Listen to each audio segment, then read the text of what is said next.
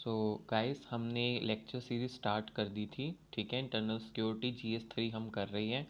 देखो guys, GS3 हम full on syllabus cover करेंगे। तो GS3 में इंटरनल सिक्योरिटी के अलावा भी कुछ पार्ट्स है जो मैंने आपको पिछली वीडियो में बताए थे GS3 के, जैसे कि science and tech, environment and ecology, disaster management, economics and agriculture. तो गाइस, उनकी वीडियोस भी आएगी। तो आप मुझे बता देना कि आप पैरेलल चलाना चाहते हो, मतलब साथ साथ मैं उनकी वीडियोस भी अपलोड करता रहूँ, कि पहले हम इंटरनल सिक्योरिटी फिनिश करें। जैसे आप लोग कहोगे हम वैसे चलेंगे। कमेंट सेक्शन में ज़रूर बताइएगा जो फॉलो कर रहे हैं सीरियसली इंटरनल सिक्योरिटी के कोर्स को। गाइस, हम पूरा कवर करेंगे। आप मुझे बता दो कि बाकी सब्जेक्ट्स भी पैरेलल चलाने हैं GS3 के, कि एक एक फिनिश करके हम दूसरा उठाए। ठीक है, जैसे आप लोग कहोगे हम वैसे करेंगे। तो गाइस, इंटरनल सिक्योरिटी के थर्ड लेक्चर में आप सबका स्वागत है। तो पहले मैं लेक्चर स्टार्ट करने से पहले फटाफट अपना इंट्रोडक्शन दे देता हूँ न्यू बच्चों के लिए। I am Raghunandan guys. I have done BTech in chemical engineering, MBA in HR and I love to help others and teaching is my passion. तो ये हमने कल कर लिया था गाइस। उसमें आज से हम जो है कंटिन्यूटी में रहेंगे। ठीक है, बहुत स्पीड से हम अब काम खींचेंगे क्योंकि सिलेबस बहुत ज़्यादा है GS3 का, और हमने इसी मंथ टारगेट रखा हुआ है कि हमने GS3 कवर करना है। तो मे बी मैं नाइट में रिकॉर्डिंग करूं, डे में अपलोड करूं, मैं जैसे मर्जी करके अपलोड करता रहूँगा। बस आप फॉलो करते रहना साथ साथ। ठीक है, चैनल को सब्सक्राइब कर लीजिए, टेलीग्राम वाले भी और यूट्यूब वाले भी, आपको बहुत हेल्प रहने वाली है।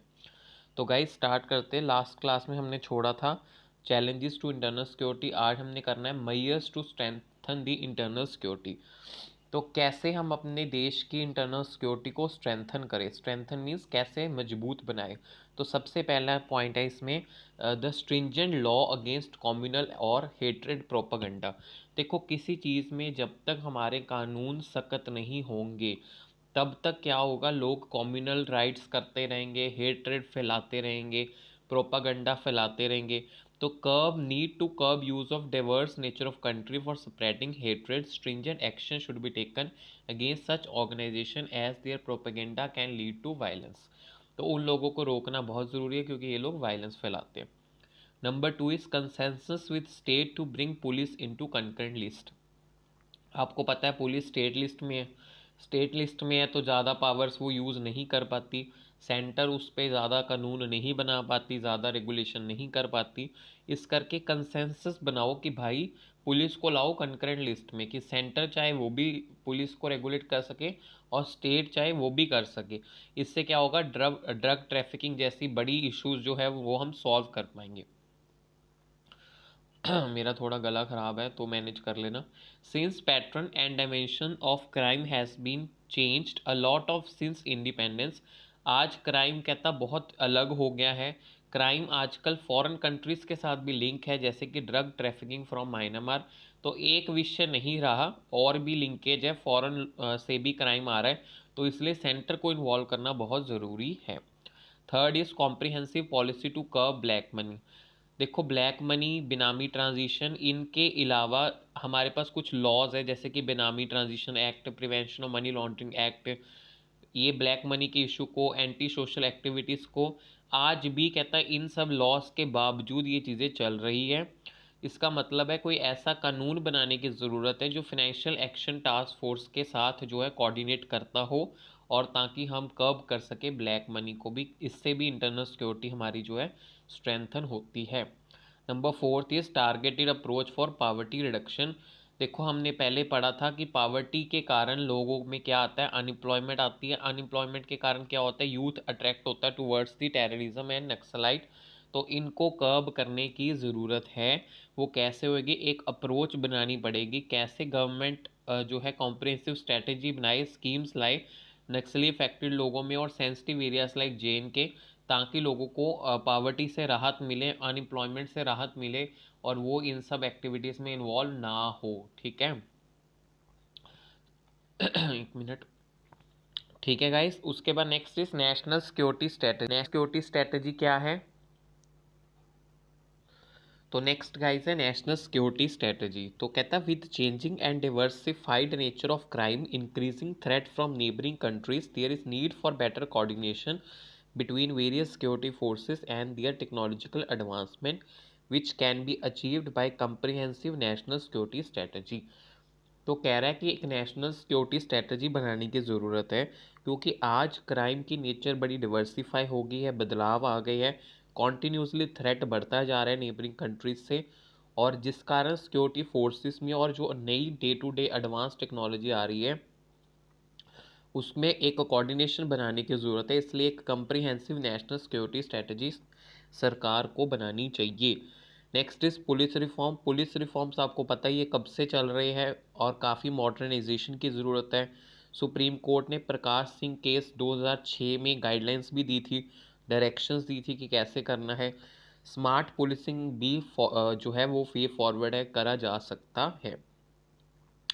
स्मार्ट पुलिसिंग क्या होता है भाई? S is your strict and sensitive, and M is for modern and mobile, A is for alert and accountable, and R is for reliable and responsive, and T is your technical savvy and trend.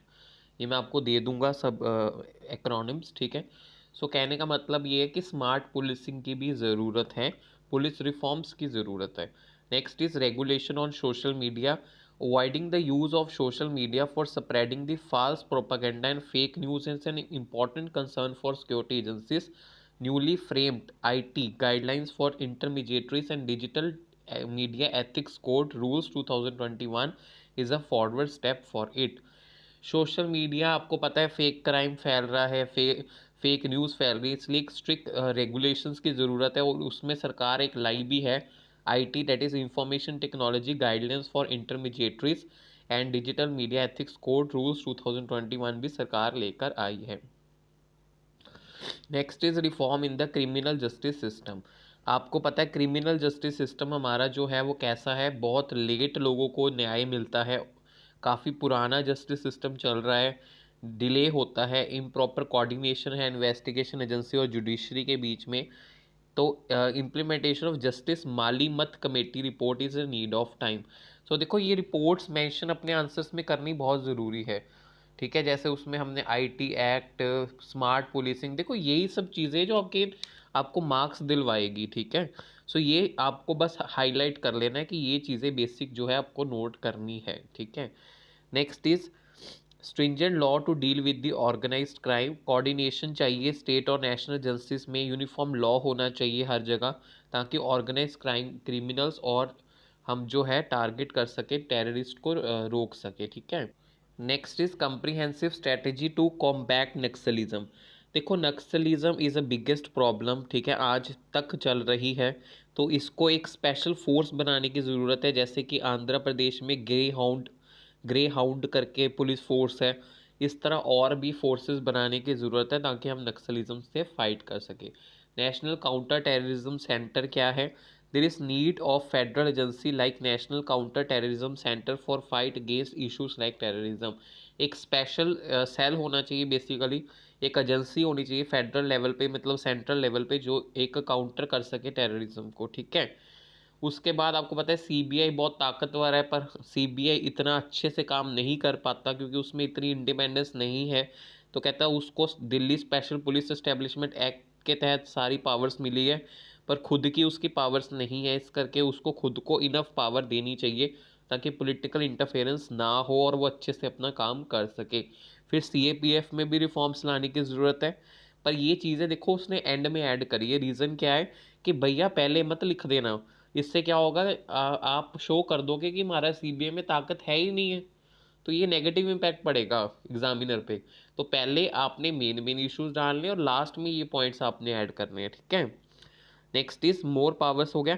Reforms in CAPF central arm police forces में क्या है, reforms लाने की ज़रूरत है, क्योंकि ये basically front runners होते हैं, ये आगे काम करते हैं एक्चुअल में। इनको deployment, training, modernisation, promotion, intelligence gathering, सारे रिफॉर्म्स इस एरिया में स्पेसिफिकली लाने की ज़रूरत है। सेंट्रल आर्म पुलिस फोर्स और इंटरनल सिक्योरिटी चैलेंजेस को अच्छे से इवेल्युएट करना, रिस्पॉन्स करना, रिपोर्ट को सबमिट करना कमेटी के द्वारा in parliament can act as a guide for them. So इसमें काफ़ी हद तक रिफॉर्म लाने की ज़रूरत है। Next is border management. Border management क्या है? स्मार्ट फेंसिंग करने की ज़रूरत है, इंफ्रास्ट्रक्चर डेवलपमेंट करने की ज़रूरत है, बॉर्डर एरियाज़ में रोड को अच्छे से use of microwave and digital communication, optical fibres का अच्छे से इस्तेमाल करने की ज़रूरत है ताकि बॉर्डर सिक्योरिटी को हम अच्छे से बढ़ा सके। और लास्ट पॉइंट इसमें था, या मेंशन नहीं है, नेशनल साइबर सिक्योरिटी पॉलिसी 2020, तो इसको इफेक्टिवली इम्प्लीमेंटेशन करने की ज़रूरत है। तो गाइस वीडियो फिर से 10 मिनट्स की हो गई है, तो नेक्स्ट पार्ट में हम चलेंगे गवर्नमेंट इनिशिएटिव्स पे।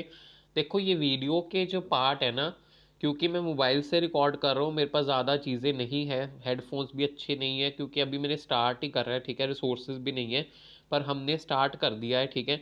तो मैं इसको 10-10 मिनट्स की ही डाल रहा हूँ, ठीक है। तो आप घबराना मत कि इतनी वीडियोस होगी, हम कैसे कवर करेंगे। एक्चुअल में ये 1 पेज ही है, 1 टॉपिक है जो हमने कवर करा है। तो टॉपिक्स जो है बहुत है सिलेबस के, ठीक है। तो इसलिए एक आप वीडियोस को देख के मत घबराना कि इतनी वीडियोस हमें कवर करनी पड़ेगी, तो 100 से ज़्यादा वीडियो हो गई। भैया कंटेंट उतना ही है, चीज़ें उतनी ही है, और जितनी है उतनी तो करनी पड़ेगी ना। लोग तो इससे ज़्यादा भी करते हैं, पर हम तो उतना कर रहे हैं भाई जितना चाहिए, इसलिए इतना करना है, ठीक है। जैसे मर्जी करना है, पर करना है। तो प्लीज़ साथ बने रहें, और जो जो मैं कराई जा रहा हूँ उसको अच्छे से करते जाएं। और ये फॉर्डर मटेरियल, ये पीडीएफ्स मैंने टेलीग्राम चैनल पे डाल दी है, वहाँ से आप इसको जाके ले सकते हो। Thank you so much guys, मेरे साथ जुड़े रहने के लिए।